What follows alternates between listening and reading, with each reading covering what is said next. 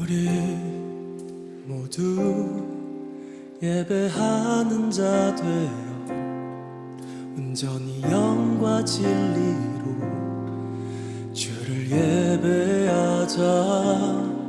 주가 우리와 함께 영원히 함께 하시고 마르지 않는 샘물로 우릴 채우시리. 우리 모두 예배하는 자 되어 온전히 영과 진리로 주를 예배하자. 주가 우리와 함께 영원히 함께 하시고 마르지 않는 샘물로 우릴 채우시리라.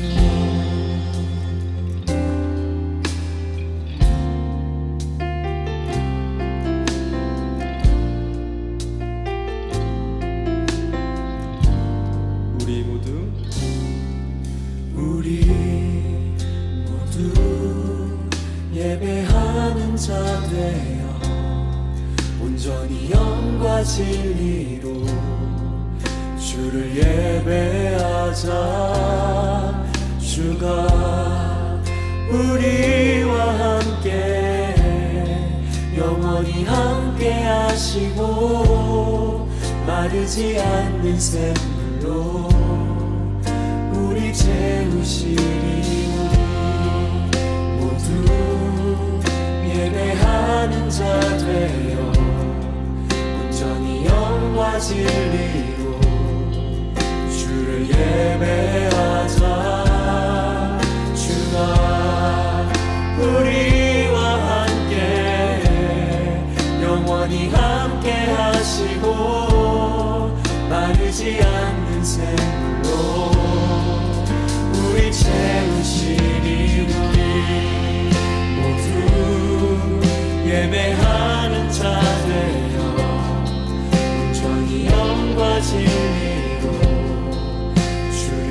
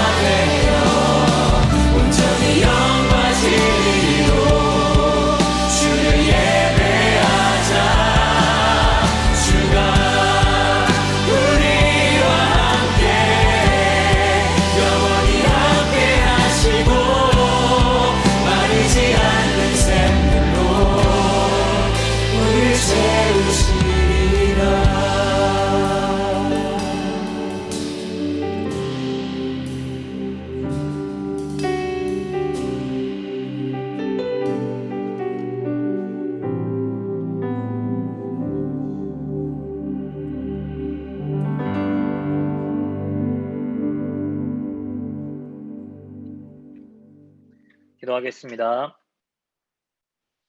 주님, 아침부터 피곤하고 지치기도 하지만 온라인이라는 제한된 상황 속에서의 말씀 나눔이지만 그럼에도 불구하고 온전히 영과 진리로 하나님을 예배하며 마르지 않는 샘물과 같은 내로 우리를 채우실 것을 소망합니다.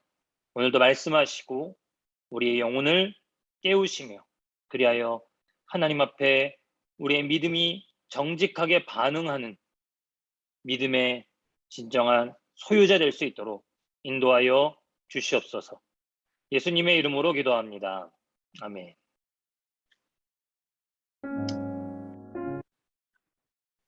네, 제가 맨날 까먹네요.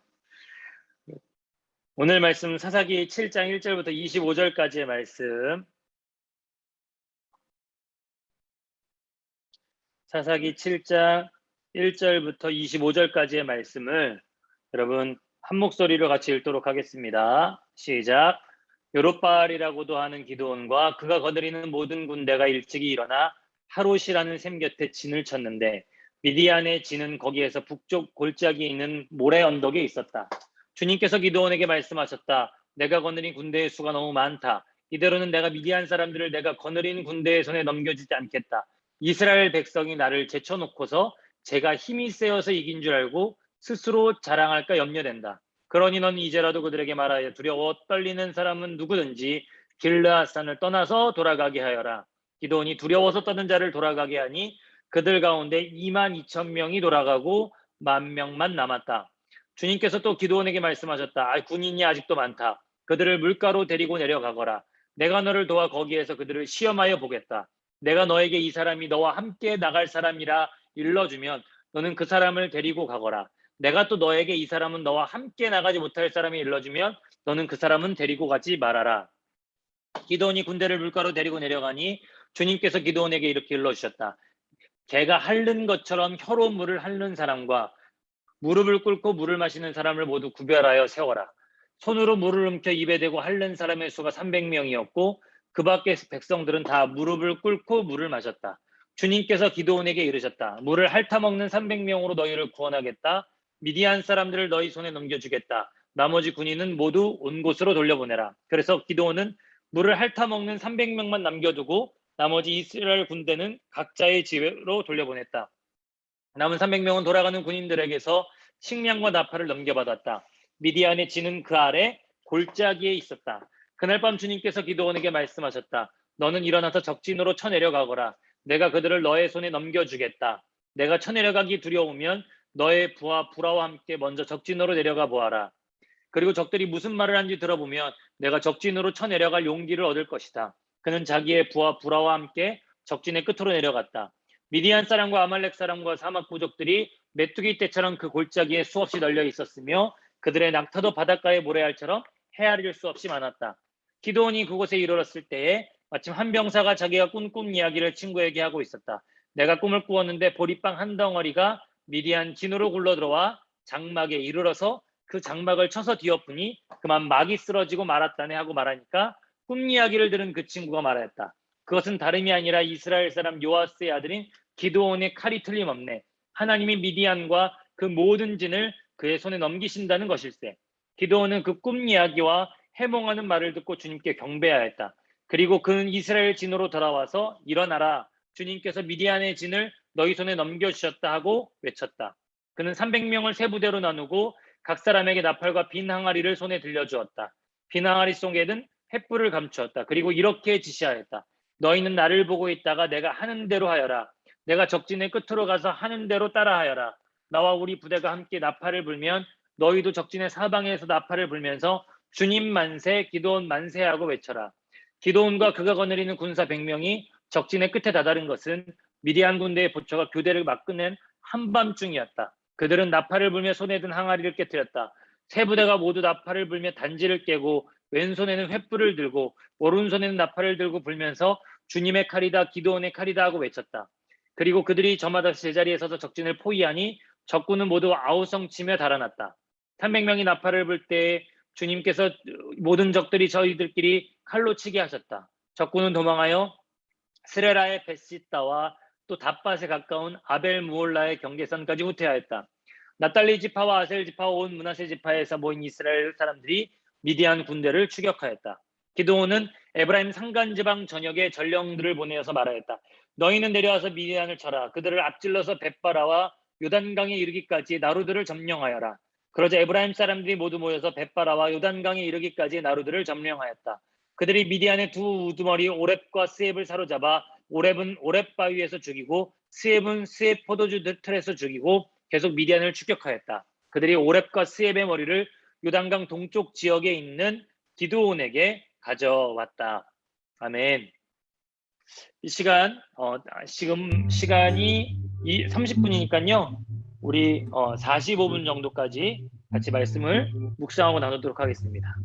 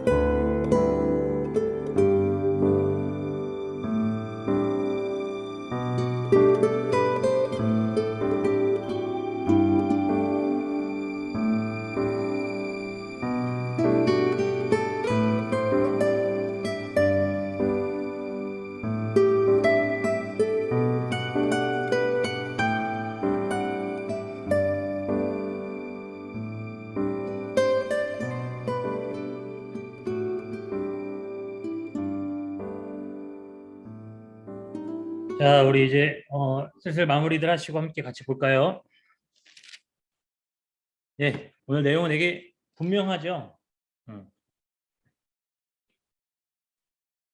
문단을 나누면은 어떻게 문단 나누고 내용들을 좀 쭉 먼저 이해한 다음에 그다음 더 자세하게 들어가 보도록 하겠습니다. 문단을 쭉 나누면 어떻게 되나요?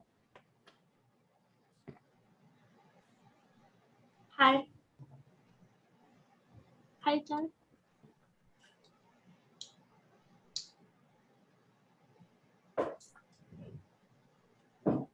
네, 다시 말씀해 주세요.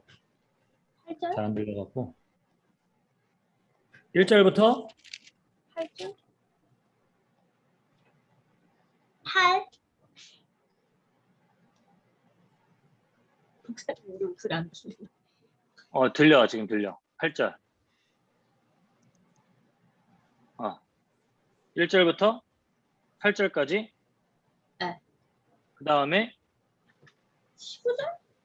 9절부터 15절까지.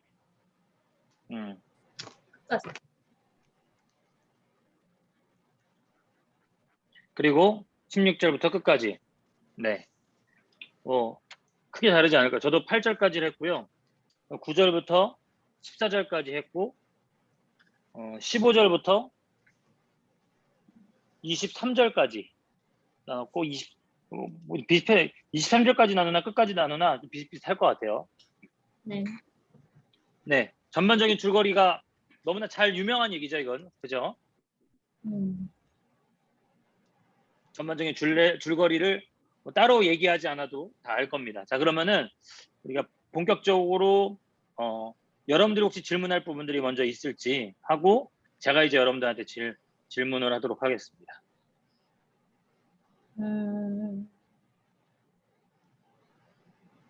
우선 25절에 네네. 오랩은 오랫바위에서 죽이고 스앱은 스앱 포도주 틀에서 죽였다고 했잖아요. 네, 그렇죠. 오랫바위가 뭐고 스앱 포도주 틀은 왜 거기서 죽인 거예요? 그러니까 의미가 있는 거예요? 이게 좀 저는 개인적으로 좀 묵상하면서 의미가 있다고 생각이 들었는데, 그러니까 이 사람들을 오랩과 스앱이 이름이에요. 오랩이란 뜻은 큰 까마귀 뭐 이런 거고, 스앱은 늑대인가 그 나라 말로 그럴 거거든요. 근데 근데 문제는 뭐냐면 포도주 틀에, 그러니까 얘네들을 죽일 때 바위 위에서랑 포도주 틀에서 죽였다는 거잖아, 그지? 근데 그러고 나서 이름을 붙인 거죠. 이 사람들을 그곳에서 죽이고 나서 여기가 오랩을 죽인 오랩 바위야, 여기가 스앱을 죽인 스앱 포도주 틀이야. 그렇게 이름을 붙인 거죠. 근데 요게 의미가 있는 건 뭐냐면, 생각해 보세요. 여호와의 사자가 처음 기드온을 만났을 때 기드온이 어디 있었죠?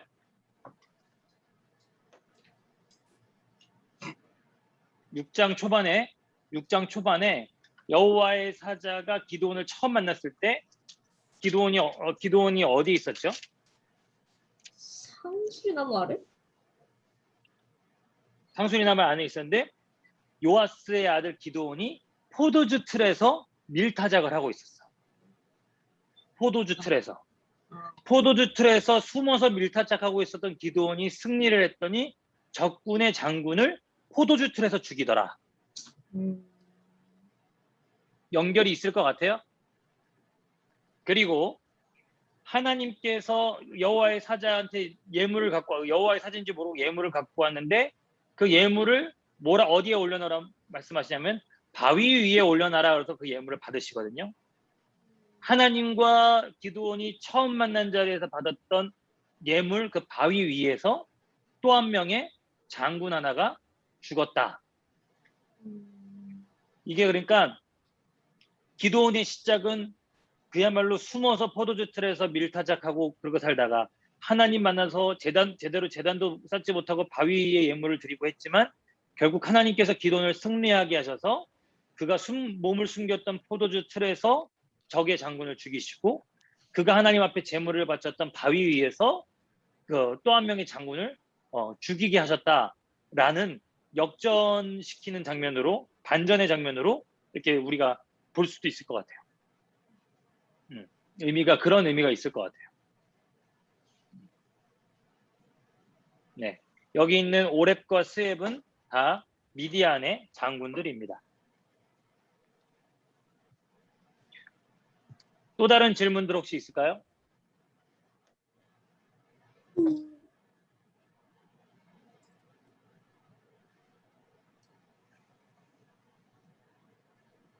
이소는 보면서 혹시 질문하거나 아니면 뭐 이렇게 궁금해거나 뭐 그런 거 없어?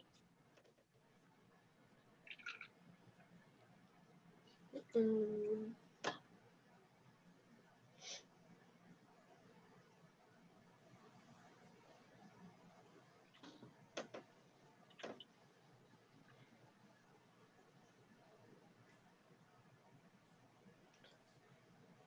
10절에서 응. 너가 쳐내려가기가 두려우면 먼저 내려가 보아라 했잖아요. 그렇지. 이것도 기드온이 약간 망설일 줄 알고 그러신 건가요? 그치. 그 전에 기드온이 이미 재물을 받는 장면, 그리고 나서 주저하다가 아버지 집에서 우상 때려잡고 또 겁먹고 있었던 장면, 그리고 나서 또 하나님께서 그에게 영감을 부어주셨음에도 불구하고 양털 갖고 하나님을 시험하는 장면들이 계속 있었잖아요. 그 과정을 거치고도 여전히 너가 두려워하거든 이란 말은 결국에는 그가 두려워하고 있었다라는 거죠. 그 과정들을 다 거치고 미디안 군대를 직접 보고 다시 두려워하기 시작했던 기드온이 결국 하나님께서 직접 말씀하시고 계속 말씀하시고 꾸준히 말씀하셨는데 결국 기드온은 누구 말을 듣고 안심해요? 지금 여기서? 적들 얘기하는 적들이 하는 말. 적들의 얘기를 듣고 안심해요. 하나님이 직접적으로 계속 말씀하셨는데 하나님의 말씀을 듣고 안심한 게 아니라 적들의 말을 듣고 안심했다는 거죠. 저는 이게 또한 중요한 이 7장은요. 승리하면서 동시에 불안의 씨앗들이 다 이게 숨어져 있어요. 승리의 씨앗과 불안의 씨앗들이 다 숨겨져 있는데 네. 그래서 여기에서 또 하나의 불안의 씨앗이 바로 적군들이 그러죠. 요아스의 아들 기드온의 칼이다 라고 얘기를 하자마자 이들이 전쟁할 때 뭐라고 외쳤죠? 주님 만세. 기드온 만세. 또 20절을 보니까 주님의 칼이다, 기드온의 칼이다. 주님의 칼이다, 기드온의 칼이다. 기드온 자기가 한 게 뭐 있는데? 자기가 하나님과 같은 이름으로 내세울 만한 게 한 게 뭐 있는데? 없는데. 시킨 거구나. 시킨 거구나. 시킨 거야 이거 이렇게 얘기하라고. 그래. 이렇게 재미있는 거는 기드온의 칼이다라는 적군의 사람의 말을 듣고 온 기드온이 전쟁을 시작하고 선포하는 외침에 자신의 그 기드온의 칼이다라고 하는 거를 같이 껴 넣었다라는 거. 이게 어떻게 보면은 기드온에게 보여주는 또 다른 불안 요소이기도 합니다. 음.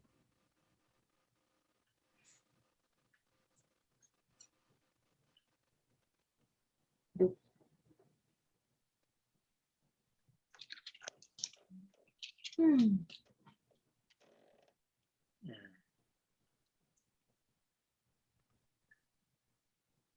자, 근데 기드온이 겁을 먹을 만한 게 미디안 군대가 8장에 숫자가 나와요.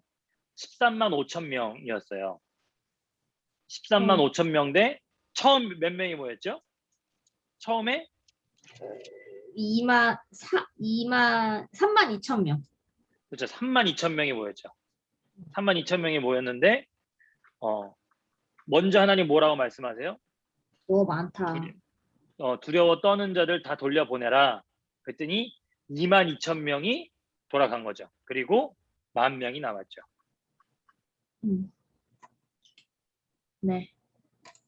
그리고 10,000명이 남았는데 여전히 너무 많다라고 해서 물 마시는 모습을 보고 골라내시죠. 네. 하나님이 왜 300명을 이렇게 골라내셨을까?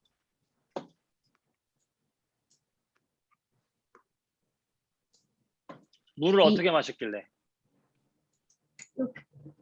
그렇죠. 이렇게 떠갖고 이렇게 마신 거지. 뭐 이렇게도 마셨고요. 나머지 사람들은 다 엎드려서 이렇게 먹었던 거지. 개처럼 이렇게 핥아서 이렇게 먹고 이렇게 먹었던 거지. 근데 왜 이 사람들을 고르셨을까요, 여러분?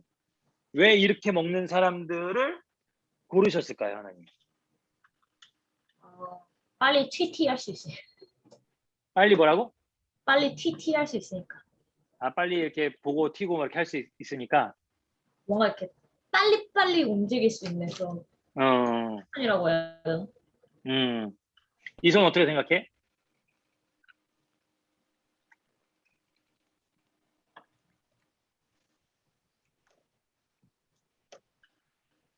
왜 하나님이 물을 이렇게 마시는 사람들을 골라내셨을까? 정말 빨리 반응할 수 있어서? 빨리 반응할 수 있어서. 그렇지. 나도 이렇게 먹으면서 뭐 전쟁하기 때문에 긴장하고 경계하고 하는 사람들은 오히려 이런 사람들이잖아요. 근데 그게 여러분들과 제가 생각한 답이 틀리지 않잖아요. 그게 우리의 편견이에요. 사실은. 그냥 아주 간단하게 말씀드리면 그냥 요렇게 물 먹는 사람들의 숫자가 적었기 때문에 그래요. 만약에 무릎 꿇고 물을 핥아 먹는 사람들의 숫자가 더 적었다면 하나님 누구 선택하셨을까? 그 사람들.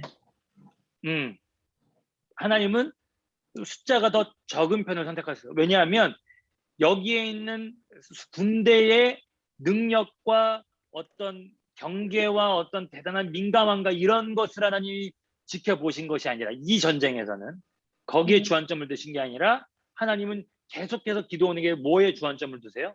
계속해서 숫자의 자금에 주안점을 두시는 거죠. 왜? 이유가 왜 그렇습니까? 왜 숫자를 계속 이렇게 줄여가시죠, 하나님이? 스스로 자랑할까 염려돼요.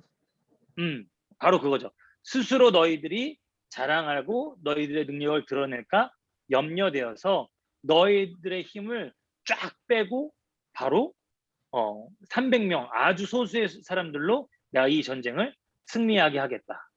이게 바로 제가 오전에도 우리 중고등부 예배 때 설명했던 여호와의 전쟁, 하나님의 전쟁 방법이에요. 여호와의 전쟁, 하나님의 전쟁 방법. 이 하나님의 전쟁, 여호와의 전쟁의 방법이 어디에도 나오냐면 드보라와 바락의 전쟁에서 나오죠. 철병거를 맞아 싸우는데 산 위에 있던 이스라엘 백성들이 말도 안 탄 이스라엘 백성들이 산 위에서 평지로 내려와서 적을 맞이하는 그 전차 부대를 맞이하는.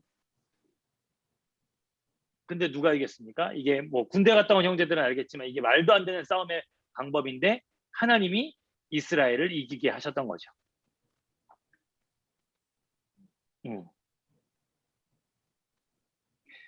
그러니까 하나님은 계속해서 우리를 구원하시고 우리를 회복하시는데 우리에게 필요한 것을 대단하게 많은 것을 필요로 하는 것이 아니라 사실은 대단히 많은 것을 필요로 하시는 게 아니라 이런 300명과 같은 우리의 하나님 앞에 믿음으로 반응하고 나아갈 마음들만 있다면 하나님의 구원과 회복은 우리가 생각하는 것보다 더 넘치게 주어지는 것 같아요. 우리에게 필요한 거는 이 300명만큼 32,000명만큼의 어떤 군대와 능력과 이게 아니라 어떻게 보면 300명만큼의 믿음도 좀 이상하죠. 사실은 이 사람들이 믿음이 있어서 나온 게 아니었으니까. 그 반응 300명만큼의 반응이 우리에게 필요한 것이 아닌가.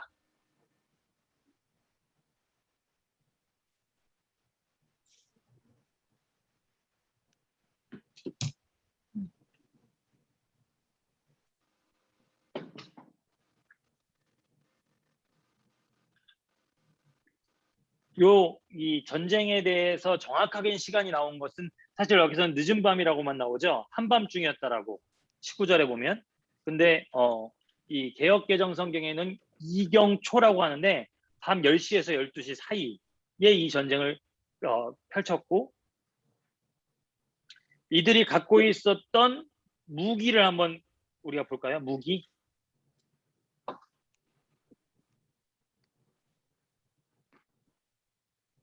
무기가 뭡니까? 무기.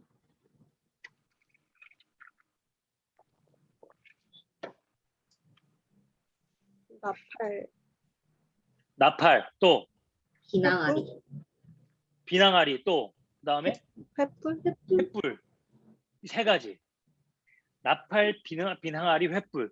세 가지가 여러분 전쟁에 어울리는 도구입니까? 이게 여호와의 전쟁의 두 번째 특징인 거죠. 첫 번째 특징은 숫자에 거하지 않고 첫 번째 특징이 숫자에 연연하지 않고 두 번째 특징이 사람에 연연하지 않고 세 번째 특징이 도구에 연연하지 않는 전형적인 장면이에요.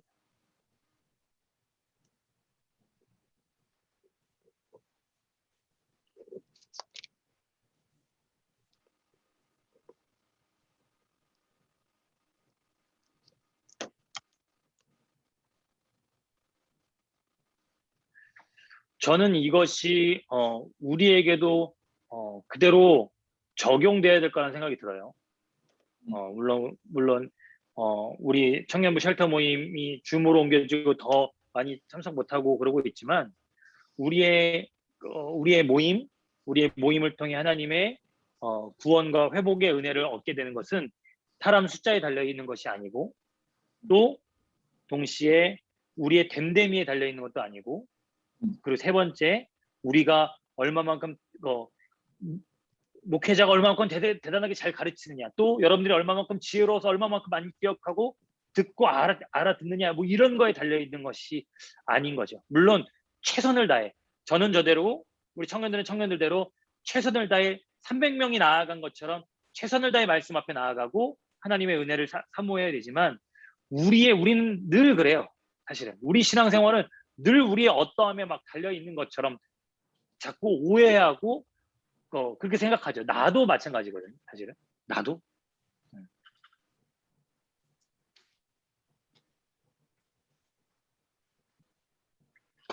그런데 이 모든 여호와의 전쟁, 하나님께서 행하시는 이 전쟁에 은근슬쩍 끼어든 게 아까 말했던 것처럼 기드온의 칼이다. 주님 만세, 기드온 만세. 승리가 여호와의 전쟁의 승리가 세 가지 요소가 이렇게 있었다면 기드온의 불안 요소가 또 여기에 있습니다. 기드온의 불안 요소가 첫 번째가 하나님의 말씀이 아니라 적군의 말을 듣고 적군의 말을 듣고 안심했다라는 점. 동시에 두 번째가 여기에 여호와를 이 개역 개정 성경을 좀 같이 보는데 여호와를 위하라, 기드온을 위하라라고 돼 있거든요. 단순히 만세가 아니라 여호와를 위하라, 기드온을 위하라.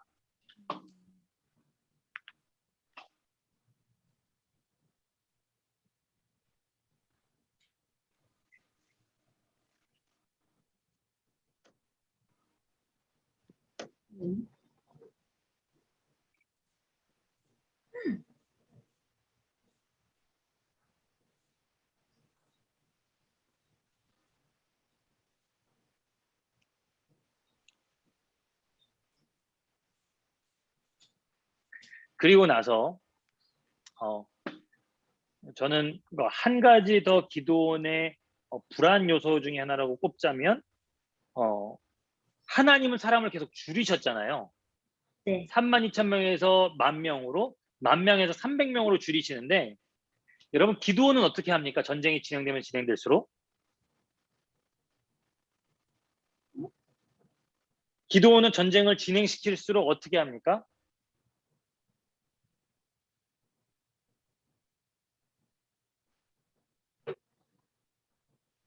기드온은 전쟁을 진행시킬수록 지금 어떻게 하고 있어요?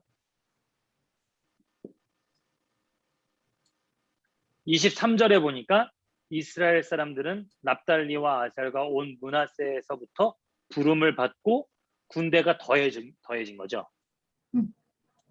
24절을 보면은 기드온이 또 이젠 에브라임 지파한테 사람들을 보내서 오렙과 스웹을 칠하라고 이야기를 하죠. 네.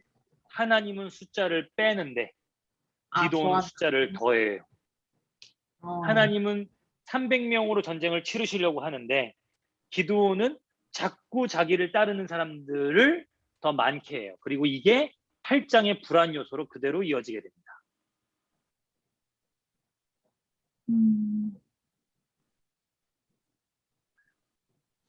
네. 되게 재미있는 게 뭐냐면 7장 1절을 보면 여룻바알이라고도 하는 기드온과 그가 거느리는 모든 군대라고 돼 있죠.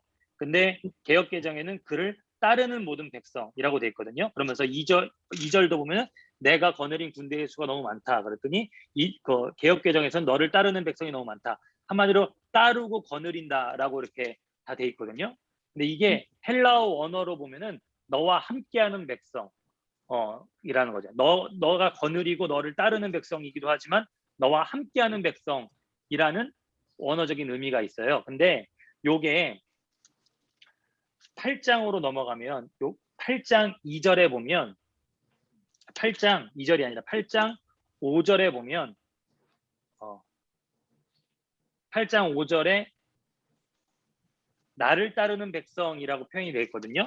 잠깐만 여러분들 갖고 있는 페이지 그거에는 8장 5절에 뭐라고 되어 있냐면 나를 따르는 군인들이 지쳤으니 라고 되어 있어요.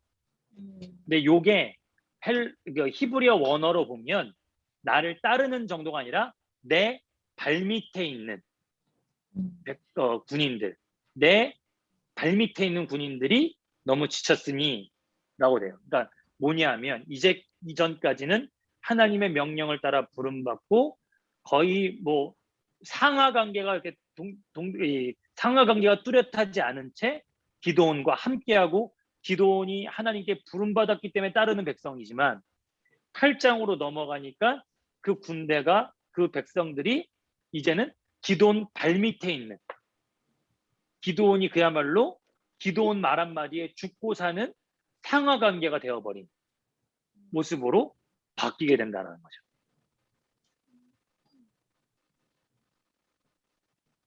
이 차이가 여러분 느껴지십니까? 이 차이가?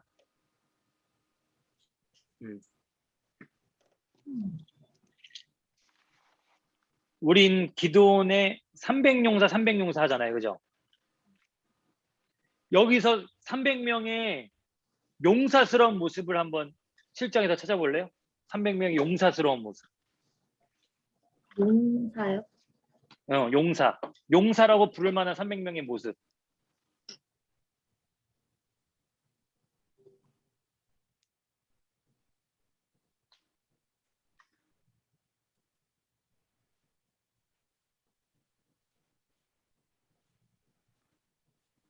그냥 포위하는 정도. 포위하는 정도. 그리고 기드온이 시킨 대로 소리 작전 지르는. 짠 대로 한 정도죠. 용사라고 부를 만한 조건이 기드온을 하나님께서 처음 만났을 때 큰 용사라고 부르셨던 것처럼 그들 스스로에게 용사라고 부를 만한 조건이 아무것도 없었어요. 그죠? 용사라고 부를 만한 조건이 아무것도 없었어요. 근데 그냥 다만 하나님 두려워 떨지 않았고 그들이 한 건 딱 그거예요. 두려워 떨지 않았고 소수가 하나님께 선택받았을 뿐인데 하나님께 기드온처럼 이 300명은 부름받아 선택받았을 뿐인데 다음 주에 한 번 더 얘기하겠지만 8장에서 이들은 하나님께 부름받은 사람들이 아니라 기드온의 명령에 살고 죽는 기드온의 사병처럼 행동해요. 그래서 자기 나라 민족들도 죽입니다. 이 전쟁 끝에. 미디안을 죽인 게 아니라 이스라엘 민족을 죽입니다. 기드온과 300명이.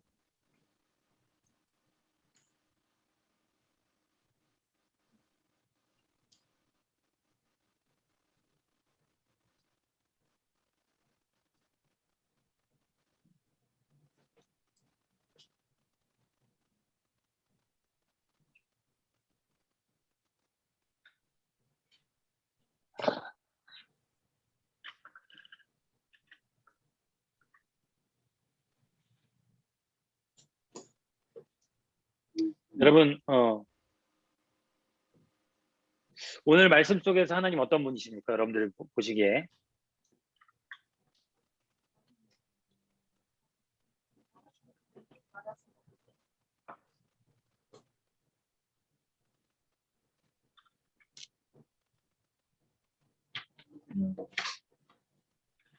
주어진 환경에 예측되시는 분이 아닌 것 같아요.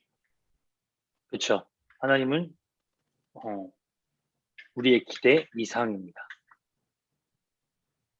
예측할 수 없죠.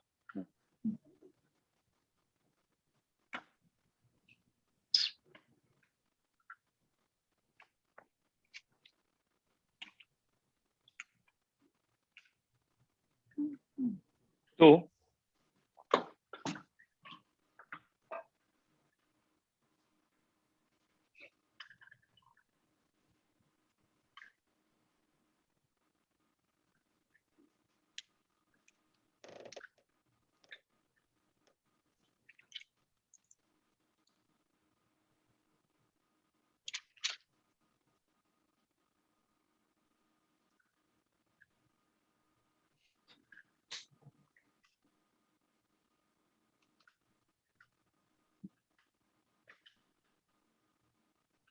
구원의 주체, 승리의 주체가 누구인지를 분명하게 알려주고 계시죠. 그죠? 예측 불가능하실 뿐만 아니라 그 예측 불가능한 모든 승리의 주체, 구원의 주체가 바로 하나님께 있다라는 것을 분명하게 알려주시죠. 그럼 기드온에게 하나님 어떤 분이십니까? 기드온에게. 기드온이요?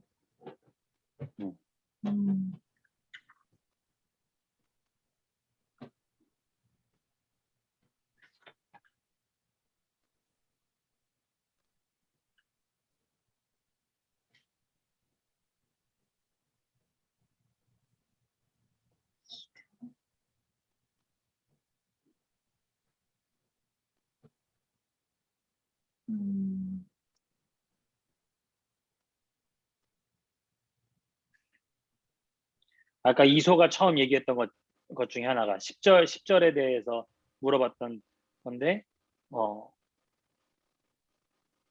기드온이 여전히 두려워하는 가운데 하나님이 미리 말씀하시죠.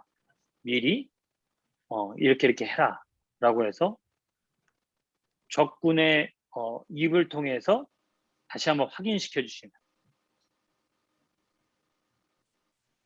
그러니까 사실은 우리가 지난주에도 그 얘기했잖아요. 바락은 드보라를 의지하고 그래서 결국엔 승리의 영광을 얻지 못했고, 근데 하나님 야속하게도 왜 이렇게 기도원한테 기회를 많이 주시냐고. 그러니까 우리가 이게 그야말로 쟤는 왜 저랬는데 왜 나한테는 이래요라고 똑같은 조건으로 하나님을 이렇게 우리가 하나님을 평가하고 판단할 수는 없을 것 같아요.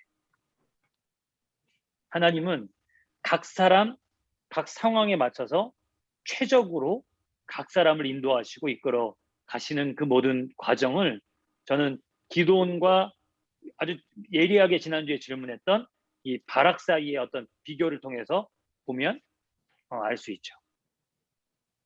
이렇게 끌고 멱살 잡고 끌고 가시는 케이스가 있는가 하면 사람에 의지했다고 그의 승리를 하게 하시되 그 모든 영광을 한 여인에게로 옮겨가시는 모습.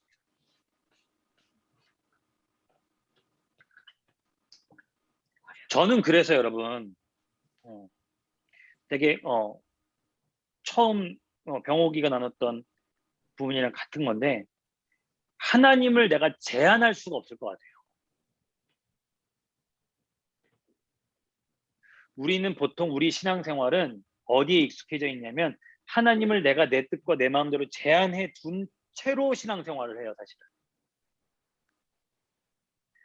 내가 하나님 뜻대로 살겠습니다가 아니라 하나님을 내 뜻에 맞춰서 살게 해주세요 라고 신앙생활을 하죠. 근데 하나님은 굉장히 때로는 거칠다는 느낌이 있어요. 사실은 거칠다. 때로는 불친절하시기도 한 것 같아요.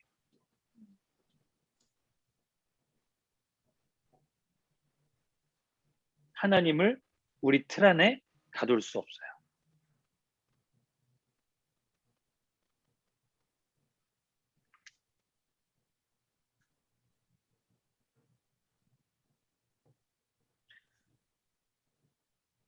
하나뿐이 없는 아들 이삭을 아브라함에게 바치라고 하셨을 때 아브라함을 설득하지 않으세요. 하나님. 생각해 보면 바쳐라 하고 끝이에요. 내가 바치면 뭐 축복해줄게 뭐 이렇게 설득이 아니에요. 바쳐라 하고 끝이세요. 평생을 신실하게 하나님을 잘 섬겨왔던 모세가 한 번 화를 내고 지팡이로 반석을 쳐서 물을 낸 다음에 그거 하나 때문에 가나안 땅을 들어가지 못하게 딱 막으시죠. 그 실수 한 번 때문에. 우리 하나님 불친절하십니다. 여러분 하나님을 다시 바라보게 합니다. 하나님은 절대 친절하시고 착하신 분이 아니세요. 여러분 봐봐요. 여러분 우리 임원들 이렇게 고생하고 아침부터 오후까지 고생하고 임원이란 이유 때문에 어디 도망도 못 가고 억지로 쉘터봉에 앉아 있는데 그렇다고 매일매일 우리 사 가운데 축복이 막 찾아오지 않잖아요. 그죠? 막 이렇게 내가 이렇게 헌신하고 수고하고 벌써 반년 이상을 수고하고 헌신하면 뭐라도 떡고물이 확 떨어져야 되는데 오늘 목사님 설교 때도 그러시잖아. 믿음의 소유자와 축복의 시혜자가 다르다고. 수혜자가 다르다고. 믿음은 니들이 지키고 열매는 딴 놈들이 따먹을 수도 있다고.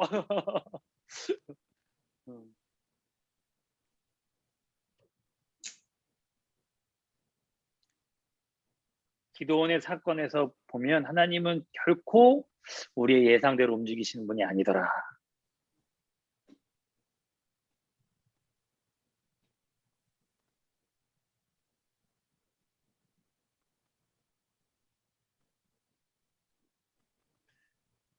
우리 여러분들의 뭐 느낀 점이나 적용점이나 그런 부분들이 있으면 하나씩 나누고 우리 같이 기도할까요? 혹시 더 질문 있으면 질문해도 좋습니다.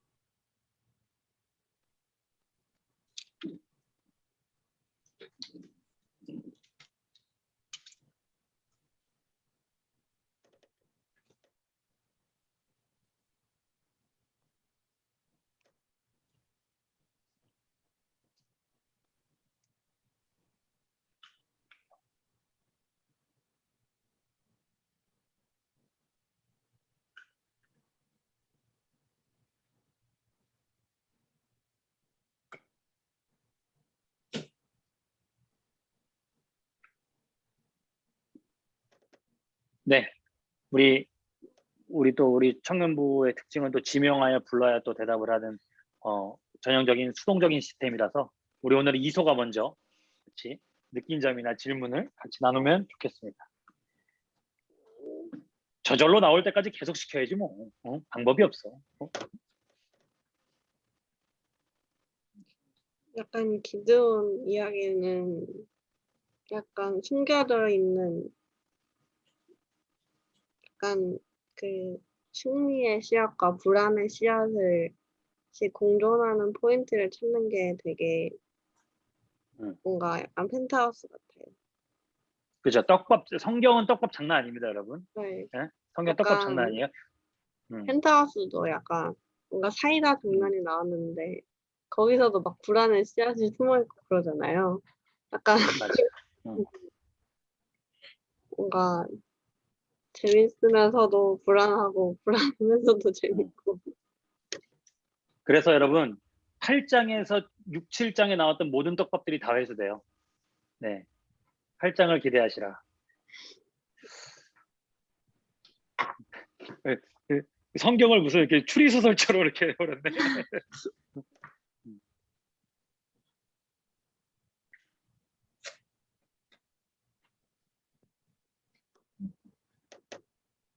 네, 우리 좋아요? 이수ям의 끝. 네네, 우리 병옥 자매님. 저는 요즘 사사기를 하면서 제일 드는 생각은 도대체 난 교회에서 10몇 년 동안 뭘 배웠고 신학교 4년 동안 난 뭘 배웠던 걸까? 라는 생각을 좀 많이 하고 있어요. 왜냐하면 기도원 떠올리는 순간 10몇 년 동안 배웠던 거는 기도원과 300용사이기 때문에 그렇죠. 용기 있었구나. 그래서 전쟁 나가려고 그렇게 물 마셨구나 라고 배웠는데 아니었구나. 그런 걸 좀 알아가고 있는 것 같고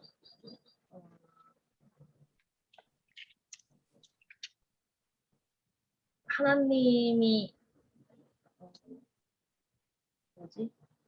전쟁에서의 승리적인 요건들을 하나씩 제하는 상황들을 보면서 제 대학원 입시를 생각을 떠오르긴 했었거든요.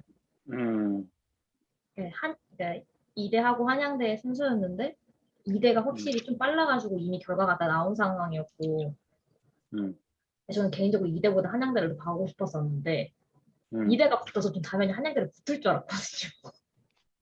이대도 붙었는데 한양대가 떨어질 이유가 없다. 이대는 일반 대학원이고 한양대는 특수 대학원인데 내가 떨어질 이유가 없다 해서 떨어졌거든요. 참하게. 근데 이제 그때 당시에 이게 왜 떨어지지? 라는 생각을 막 했었는데 근데 이제 막 저는 인문학부를 전공한 학생이어서 특수대학원을 갔어도 뭐 특수대학원 정도니까 괜찮겠다 싶긴 했었는데 괜찮았겠다 싶을 때도 있는데 요즘에는 저희 과정 자체가 협동 과정이어가지고 다른 과의 수업을 들을 수 있거든요. 뭐 사회학과나 아동학과나 다른 학교의 다른 과의 수업들을 다 들을 수 있어가지고 이래서 이대를 붙이셨나? 라는 생각이 들더라고요. 그리고 저는 취업 과정에서 있어서도 굉장히 취약한 요건이었거든요. 그 흔한 토익 점수도 없고 남들이 말하는 스펙의 조건들이 정말 없었는데 심지어 학교도 신학교 출신이고 그래서 좀 되게 그러니까 그 당시에는 그냥 뭐 어리니까 되겠지 해가지고 일을 했었는데 요즘에 떠올리면 이거는 말도 안 되는 게임을 내가 했었구나 라는 생각을 좀 하거든요. 그래서 말도 안 되는 상황에서 길을 내가셨던 거를 좀 생각하고 있는 것 같아요. 그렇습니다. 네. 저는 뭐 아까 전에도 얘기했지만 이게 그렇잖아요. 우리가 저도 담당 목회자로서 그렇잖아요. 뭐 청년부나 중고등부 막 분위기가 막 좋아지고 막 살아나고 막 청년들이 막 함께하는 분위기가 되면 되게 개인적으로 되게 기분이 좋을 거잖아요. 그리고 실제로 좋기도 하고. 근데 또 그게 안 되면 또 위축되고 좀 이렇게 추그러들기도 하고. 그런데 물론 거기에 이끌어가는 저의 어떤 역량이나 어떤 그런 부분들의 부족이나 이런 부분들도 스스로 또 있겠다라는 생각도 들죠. 근데 가만히 생각해 보면 그러면 막 잘 되고 막 부흥되고 막 이렇게 하면 그게 과연 진짜 목회자의 능력과 역량이 대단해서일까? 거꾸로 그렇지 못하면 그의 역량과 능력이 부족해서일까? 그거는 사실은 아닌 것 같다는 생각이 말씀을 묵상하고 읽어내면서 그렇게 느껴져요. 바락에게 대하셨던 하나님이 달랐고 기도원에게 대하셨던 하나님이 참 달랐다라는 것을 보면 우리의 어떤 우리에게 맡겨진 어떤 삶의 어떤 이 영역들의 성취가 내가 중고등부 때도 다루기로 했지만 그 성취가 하나님께 사람에게 달려있는 것이 아니라 하나님께 달려있다는 것을 전적으로 의지하면 우리는 물론 때로는 그 꾸준한 노력들과 애씀은 나한테 필요하지만 잘 된다고 내가 여기에서 내가 잘했다라고 영광을 얻고 못했다고 해서 나는 이거밖에 안 되라고 위축되고 쪼그라들 필요가 없겠다라는 생각이 들더라고요. 보면서 이건 마찬가지거든요. 우리 이소도 그렇고 병옥이도 그렇고 학교 성적이 됐던 취업이 됐건 우리의 삶에 참 고비고비 어려운 문제들에 있어서 되는 것에 내가 의기양양하고 막 자신감이 붙고 안 되는 것에 의기소침하고 하지만 우리가 그 삶 가운데 꾸준한 노력과 애씀이 있었고 그 모든 일들을 이루시는 분이 내 인생의 모든 일들을 이루시는 분이 하나님이심을 믿고 선포한다면 당장의 우리의 삶 가운데 이루어지는 성취와 패배와 실패에 과연 우리가 어떤 마음의 자세를 취해야 될까? 사사기를 보면서 저는 그런 생각을 하게 됩니다. 진짜 하나님께 달려 있으면 하나님께 달려 있다가 우리가 믿고 고백한다면 여러분 우리는 우리의 삶의 많은 문제들에 의해서 보다 더 다른 자세, 다른 관점을 취할 수 있을 것 같아요. 실패가 실패가 아니고 성공이 아니기 때문에 결국 하나님의 성공을 자기 성공으로 여겼던 기드온에게 불안의 씨앗이 있었던 것처럼 다시 한번 하나님 앞에 나를 겸손하게 낮추고 하나님의 성공이 되고 하나님의 기다림이 나의 실패가 되지 않고 하나님의 성공이 나의 성공이 되지 않도록 다시 한번 나의 마음을 겸손히 하나님 앞에 겸비하는 자세가 필요하겠다라는 게 저는 오늘 기도원 7장을 준비하면서 얻게 된 생각입니다. 이 시간 우리 잠깐 기도로 반응하고 제가 기도하고 마치도록 하겠습니다. 우리 찬양 좀 틀어주시고 같이 기도하겠습니다.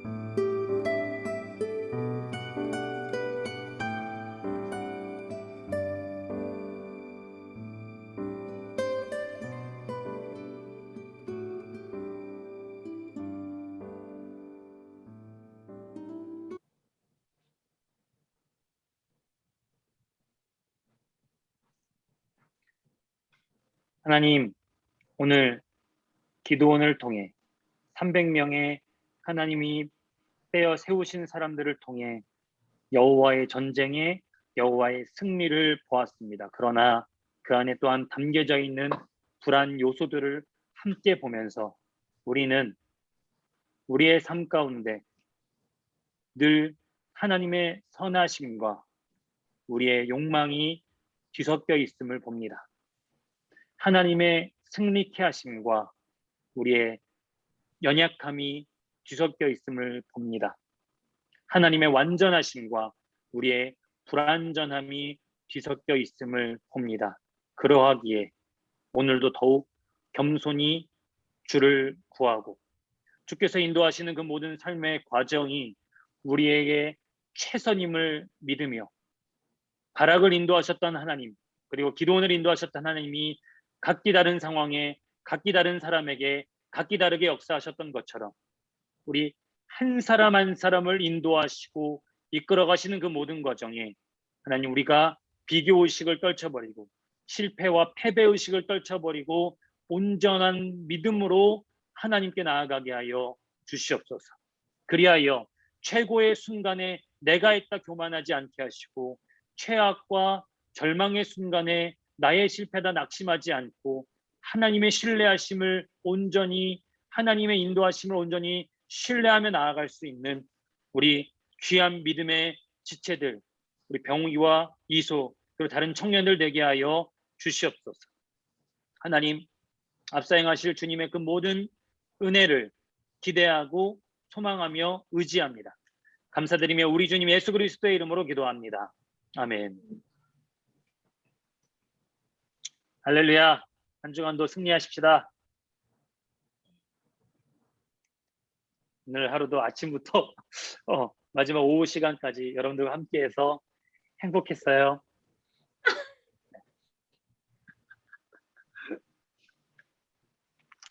한 주간 승리합시다, 여러분. 네, 다음 주에 만나요. 네.